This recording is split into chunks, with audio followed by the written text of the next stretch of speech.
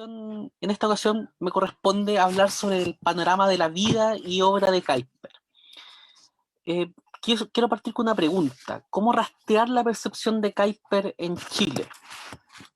Y en este caso la pregunta es compleja y requiere de por sí un análisis más profundo, pero de manera incipiente podríamos plantear 4 tipos de acercamientos. A partir de la lectura de autores que recibieron la influencia del pensamiento de Kuyper, como ya se ha señalado, entre los que podríamos mencionar a Luis Berkhoff en su teología sistemática, a Francis Schaeffer tanto en sus libros como en su serie documental Cómo debemos vivir entonces, y Gordon Speakman con su teología reformacional lamentablemente no reeditado, también de Albert Wolters con La creación recuperada y también de manera mucho más reciente los libros de Timothy Keller. La lectura de Kuyper también se ha encontrado en este caso reducida a cristianos profesionales y estudiantes de teología dentro de círculos reformados, junto con la lectura de Doyever y Bavinck incluida en los programas de estudios del Seminario Teológico Presbiteriano. De Kuyper tenemos disponible en castellano las conferencias sobre el calvinismo por Editorial Clip y Mujeres de las Sagradas Escrituras en 2 tomos por CLIE, y en formato digital la obra del Espíritu Santo y el discurso Soberanía de las Esferas, para quienes buscamos entonces profundizar en el pensamiento de este autor. Requerimos hacerlo en otros idiomas, principalmente el inglés o más recientemente el portugués. Gracias a Dios por ese bendito idioma.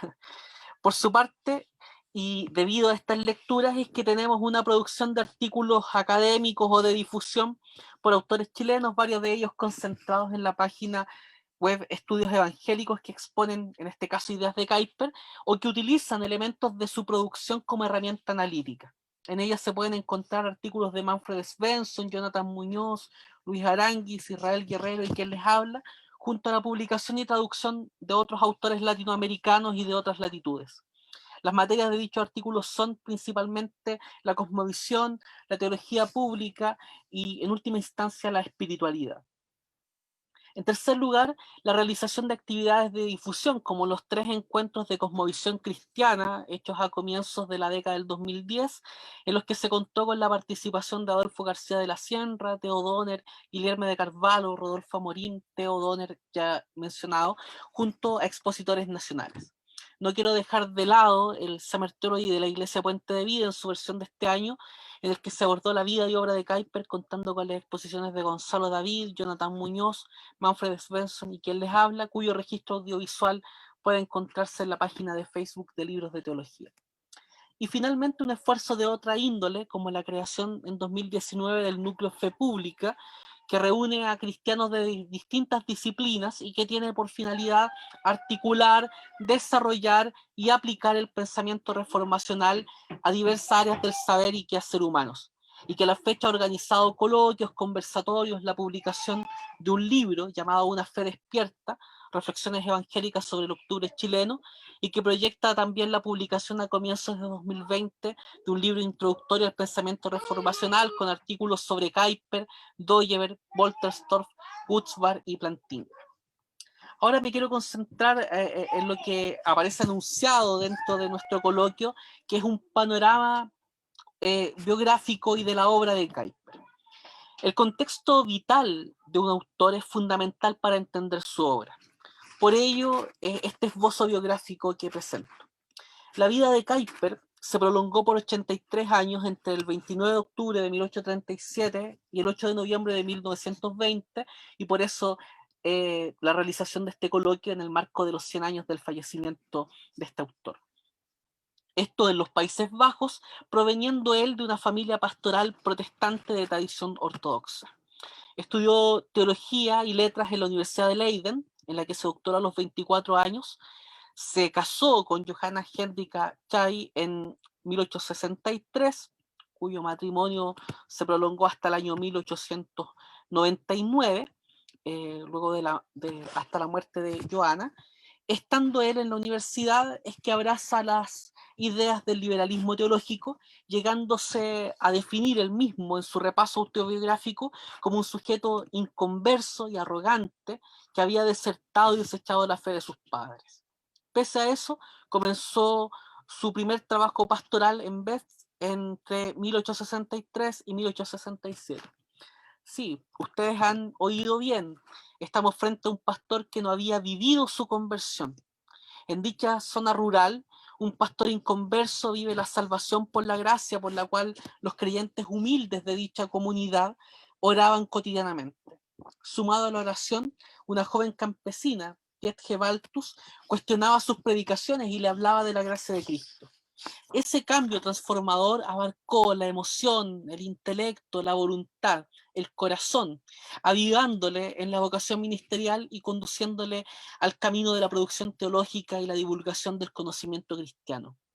Sigue desarrollando entonces su trabajo pastoral en Utrecht entre 1867 y 1870 y en Ámsterdam entre 1870 y 1874. En ese último año deja el pastorado para ejercer la tarea de parlamentario.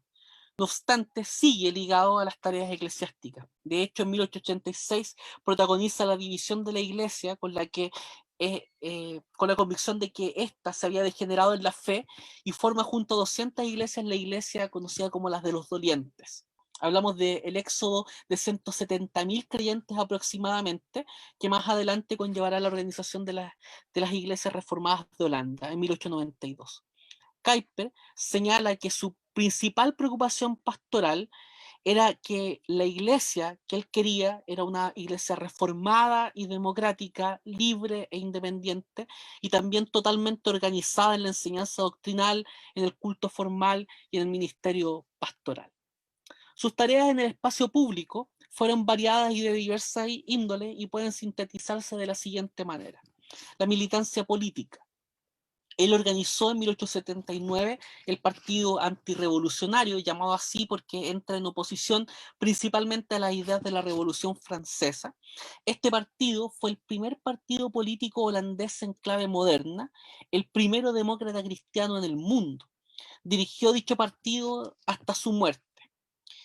También a la base de este partido político fue parlamentario en varios periodos y fue presidente del Consejo de Ministros de los Países Bajos entre 1901 a 1905. Regularmente hablamos de Kuyper como primer ministro, aunque ese cargo comenzó a tener esa denominación en 1945.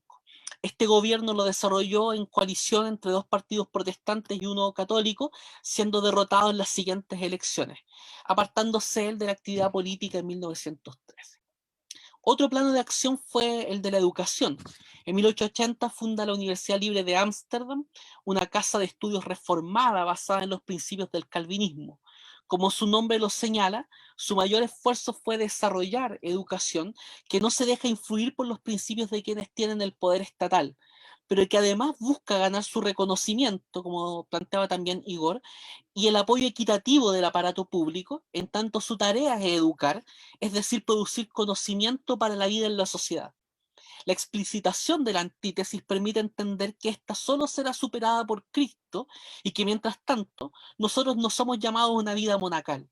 De hecho, esta institución también era libre en relación a la iglesia. En ese proyecto educativo, Kuyper se desempeña como profesor de teología dogmática, de homilética, de hebreo y de literatura. También otro plano de acción fue el de escritor. Se estima que la producción literaria de Kuyper abarcó alrededor de 200 libros, varios de ellos entre 2 o 3 volúmenes, entre los que podemos mencionar Conservadurismo y Ortodoxia, Calvinismo en la fuente y salvaguarda de nuestras libertades constitucionales, Nuestro programa, un manifiesto político cristiano, Contrarrevolucionario también en tu familia, la obra del Espíritu Santo, Conferencias sobre el Calvinismo, Maranata, La cuestión social y la religión cristiana, Enciclopedia de Teología en 3 volúmenes, Mujeres de la Sagrada Escritura, La gracia común, Dones de Dios para un mundo caído en 3 volúmenes, y Sabiduría y prodigios, La gracia común en la ciencia y el arte. Son muchas más las obras de Kuyper, pero ahí mencionadas algunos para ver también el amplio panorama de su escritura. Y también se desempeñó como periodista, ocupando medios de divulgación de ideas y análisis de la realidad social, fundando el diario El Estandarte y el semanario El Heraldo. Los artículos publicados allí fueron la base para sus libros, ya sea como semilla para sus ideas o como resultado de su compilación. En este último momento que me queda, mencionar que uno de los aportes fundamentales del pensamiento de Kuyper fue el de la idea de la soberanía de las esferas. Si bien es cierto, ya estaba presente en Groen van Pfisterer, es Kuyper quien estableció un marco mucho más consistente desde un plano teológico reformacional, eliminando de él los ripios jerárquicos que estaban en el pensamiento del primero. Y por su parte también podríamos señalar que Dooyeweerd profundiza este aspecto de la soberanía de las esferas. Yo quisiera en este caso valerme de una síntesis que genera David Koyzis respecto del pensamiento de Kuyper sobre esta idea, cuando señala que su reflexión implicaba tres cosas. Primero, la soberanía suprema pertenece solo a Dios, toda soberanía terrena se deriva y está subordinada a la soberanía de Dios, y no existe una intermediaria soberanía terrenal de las cuales las otras sean derivadas.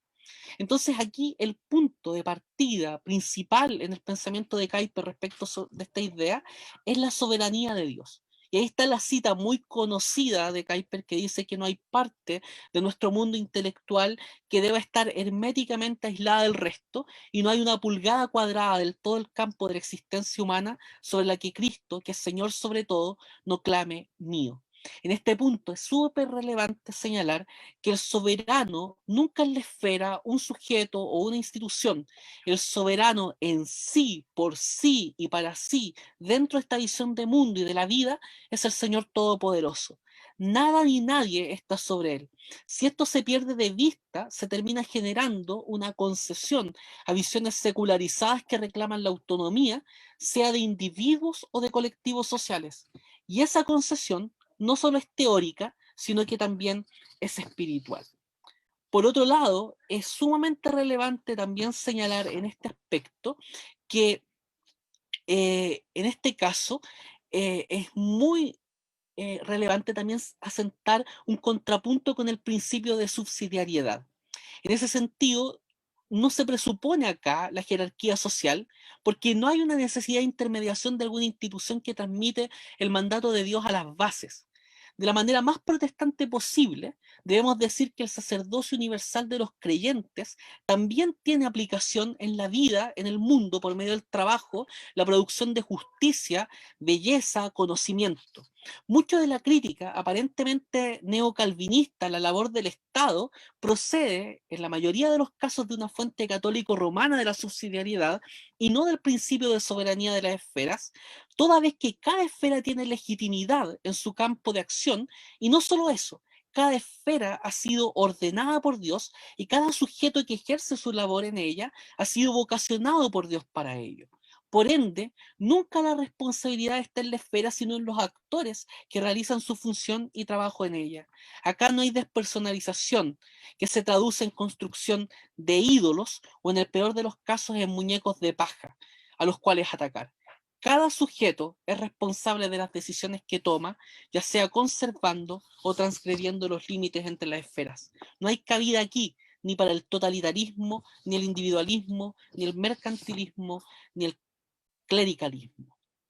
Entonces, si el pensamiento de Kuyper se presentó como un pensamiento antirrevolucionario en relación a la Revolución Francesa, al pensamiento liberal y al socialismo secularizado, hoy día la pregunta que cabe hacerse es ante cuáles revoluciones del presente el neocalvinismo lanzará su crítica y propuesta bíblica. ¿Cuál va a ser la propuesta alternativa para el presente y el futuro que el pensamiento reformacional hará? Los creyentes cristianos somos peregrinos y extranjeros en la tierra. Como peregrinos, anhelamos la patria mejor y esperamos la consumación gloriosa del reino de Dios en Jesucristo. Como extranjeros, trabajamos para el bienestar de la tierra de nuestros padres, articulando una forma de pensar y vivir alternativa a la cultura imperante, que reconoce lo valioso del mundo que nos toca, que modifica aquello que se puede reformar y que rechaza abiertamente aquello que niega y se revela ante el Todopoderoso, que gobierna toda la realidad. El mundo es el teatro de la gloria de Dios, al decir de Calvino, y eso fue lo que motivó, sin lugar a dudas, a Kuyper a escribir. Muchas gracias.